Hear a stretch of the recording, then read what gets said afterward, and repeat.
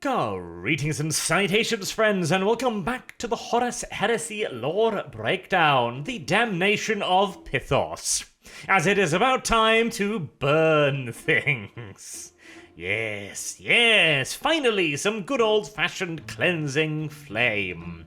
As Galba, the Iron Hands, gets the impression during the night that he needs to burn something. No more information is immediately available, but he definitely knows he wants to burn something. What precisely will be revealed a little bit further on, as Mistress Irefren, the astropath, gets a visit by Tero, the Raven Guard ex-librarian, who informs her that he, like all the Psykers, he fails to specify which precisely of the other Psykers in the camp, are all under attack. And he also agrees with Atticus's there you go, estimation that this is a deliberate assault, one with a governing intelligence behind it. He also believes that the only way that this can be stopped is to destroy it at the source. There is some discussion back and forth as to what exactly the threat is. Is it the jungle, the saurians, the monsters? Can they attack it? No, not really. They would have to burn the entire planet, and that's not really an option. Though, I suppose, well, how much ammo is aboard the Veritas Ferrum? Couldn't they theoretically just blast off into orbit and glass a few hundred kilometers in any direction? If anything is likely to teach the little T-Rexes a lesson, that might be it. Some orbital bombardment, and I mean, it is a strike cruiser. Oh well, details. Anywho, Yennefer and Tero agree that they need to venture back down into the holes where the focal point, the source of the disturbance is coming from. Fortunately, Atticus is not particularly hard to convince of this, as he had already wandered down there and realized that something weird was going on. He just couldn't quite figure out what. Bringing with them Mistress Irefren this time, she discovers a specific area, which appears to be the focal point of the disturbance. Not the source, but the focal point of the disturbance, and therefore also the attacks, when Galba suddenly realizes, oh, right, burn this thing. And so he simply just bursts out like, burn it now. All of the others just kind of look at him like, huh? Why should we burn it? It's a bit weird. Why not just blow it up or something? This is, of course, a modern-day 40k thing. The only thing to fix corruption is, of course, flames. But the poor Iron Hands, stuck in their backwards ways, have yet to realize that only fire can provide proper cleansing. Atticus is not entirely convinced by Galba's reasoning, however, and asks him to provide a bit more information as to why he feels like burning this thing would somehow be the superior solution. Galba admits that this was an idea that came to him in the middle of the night. You know, the basically witching hours of this planet where insanity runs amok. Alrighty then.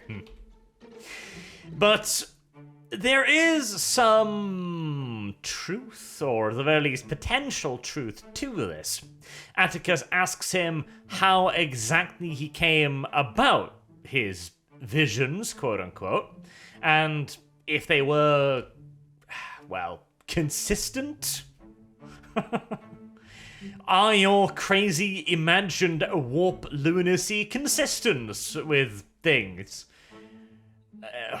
Well, it convinces Atticus anyways, and so they figured, okay, well, we might as well give this a try, I guess. We'll sanction the whole burning it thing and see where it leads us.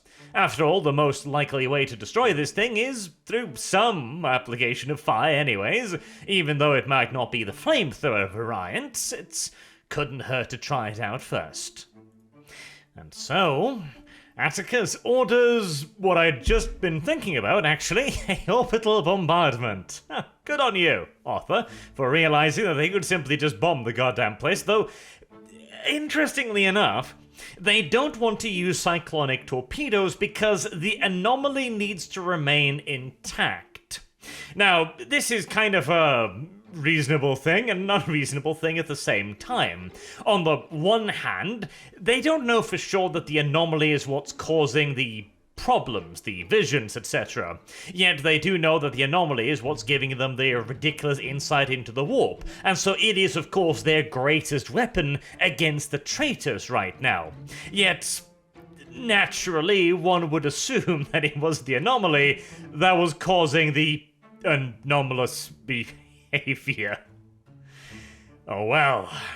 So they're going to use a lance strike instead, right on top of the colonists.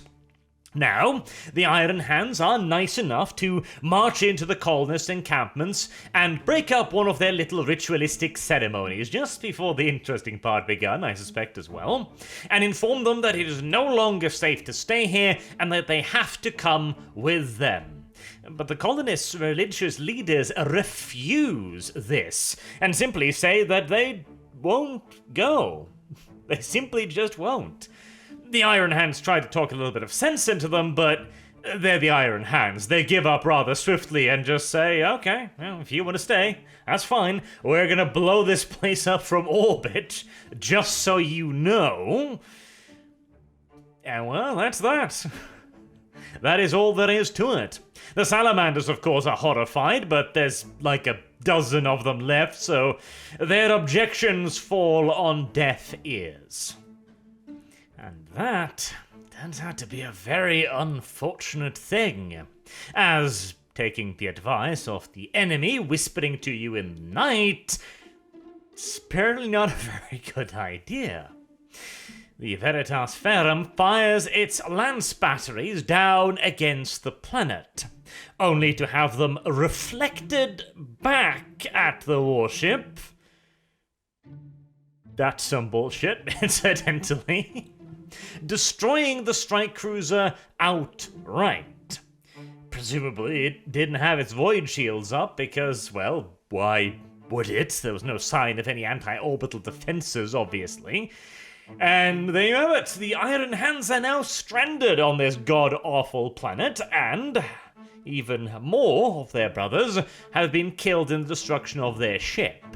Even stranger and more evident of the chaotic nonsense on the planet is that none of the debris fall onto the plateau or onto the colonists' own little enclosure. Not so much as a single piece of scrap metal lands upon it. And when the Iron Hands return to take the war back to the enemy that somehow managed to absorb and reflect their weapons, they find all of the colonists completely unharmed, but with a brand new massive hole revealed in the middle of the colony. Not a natural sink in the ground, rather something machined and yet also not something of the colonists' making. It's all getting rather ridiculous, isn't it?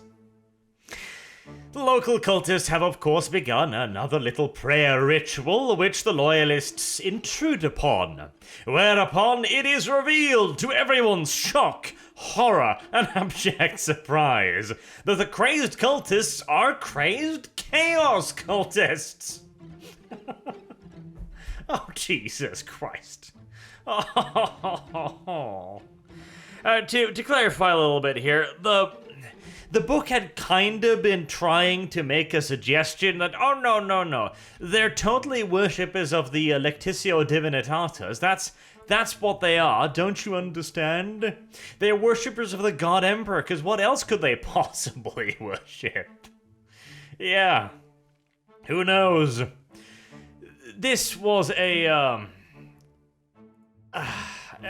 skin-deep attempt at some kind of obfuscation at the best of times. And when one of the serfs brings them the Lectitio Divinitatis, expecting them to go like, "Oh, brother, thank you, we needed a holy book," the priest picks it up and goes, "The word!" Rightio then. I think we know where this is going, but I suppose it's nice to just throw aside all pretense and just embrace all of it at this point. Why the hell not, after all? Hey. As far as plot twist goes, this is... this is Disney Wars level plot twistery right here. And this was about the point where, whilst rereading the book, I realized I don't even care what's going on anymore. For the next, 6 or 7 chapters, I finally distinctly remembered why I remembered nothing from the first reading of the Damnation of Pythos. Because the next, again, 6 or 7 chapters is one long action sequence where my eyes just glassed over completely. There is a demon, a huge demon princey doobity-doo-dah, greater lala of something or other, being summoned to the planet because the Iron Hands kill all the civilians.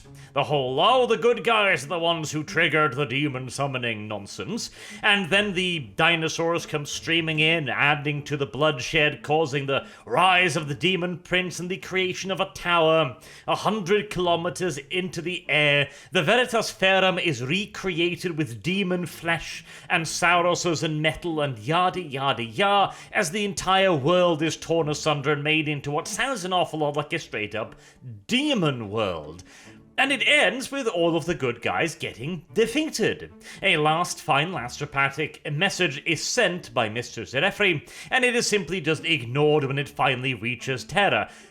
Nothing of consequence happens, and as far as I'm aware, this whole demon victory and a demon strike cruiser created from this demon planet has no further impact on anything. Now, I do know of a more recent 41st Millennium event where Pythos, or the Pandoric system, had been recolonized by the Imperium and gets invaded by Abaddon, that kind of nonsense. But all of this matters not at all. It feels as if this is a 40k novel that somehow wandered off into 30k in this kind of semi-confused manner, where the Imperium is apparently already overwhelmed by messages, and so a single word is transmitted. That's the entire message, by the way, a single word, and it is discarded because of its archaic nature. Though we're never told what the message is, it's probably something like demon or monsters or yada yada, which in and of itself, too, is a ridiculous message. Why was it sent like that? Now, granted, Mr. Zerefri probably didn't have a whole lot of time to really, work out all the details and so on, and astropathic communication is derpy at the best of times, but demon? Alright. Hell.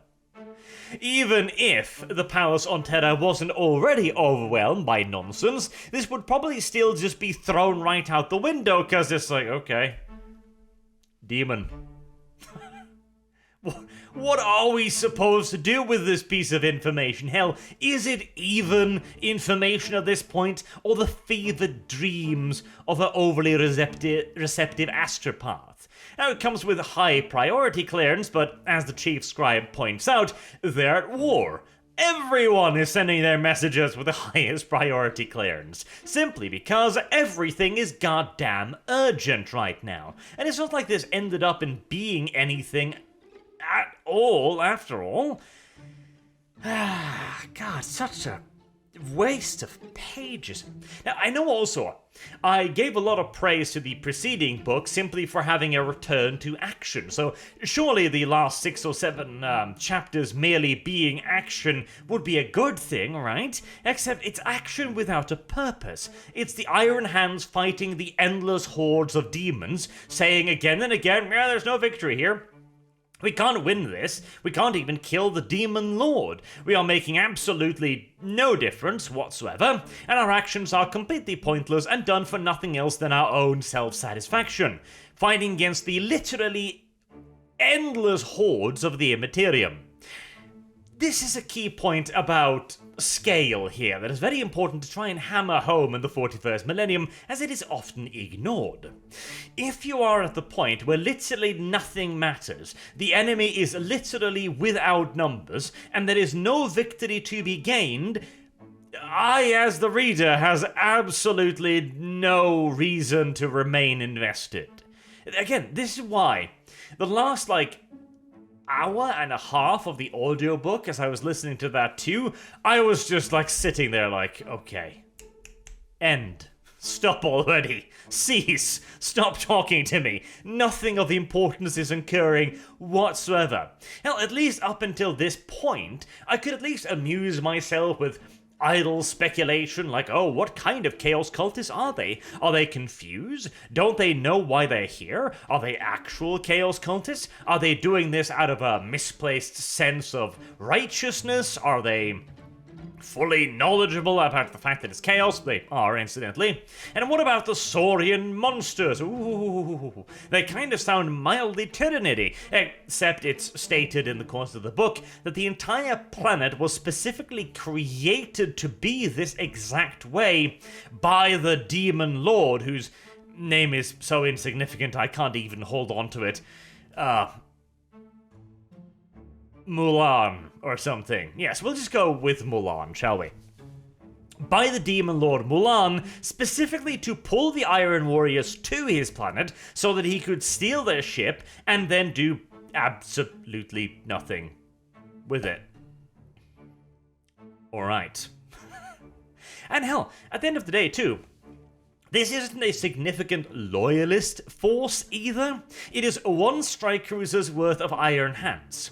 Now this is a little bit of those problems that the Horus Heresy has had previously as well when it comes to, massive casualties, as you're kind of sitting there yeah, okay, but this is the third book in a row now where we're told how catastrophic all of this is, and yet I know, of course, that the Loyalists are going to win the war.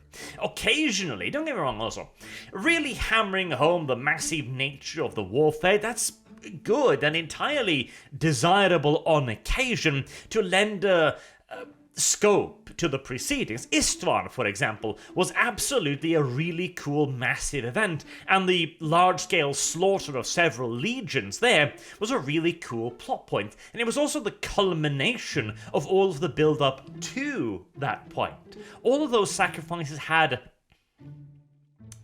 weight, they had a purpose, they had a measure, there was a reason why this was happening. Of course, again, when it gets repeated again and again, it kind of loses the effect. It's the cake that walks thing. George R.R. Martin, by the way, for those who aren't aware.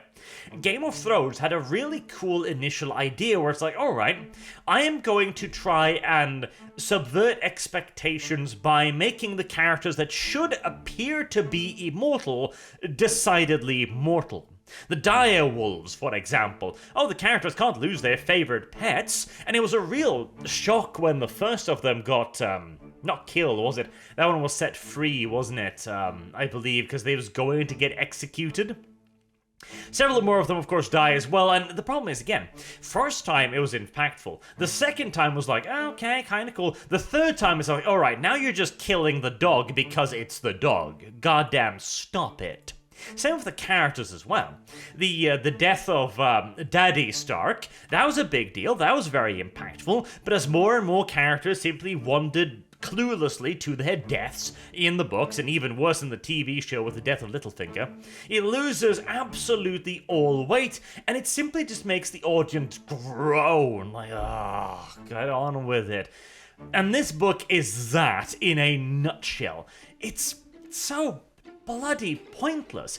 At least in the case of the Furious Abyss, again, the struggle had a reason. They need to stop this thing from doing its thing, otherwise the effects will be catastrophic. And the thing is also, you know that they will stop it, which, in a weird kind of paradoxical fashion actually makes you more invested, because it's not simply just going to be oh, the good guys lost to the Demon Prince, because I don't really know.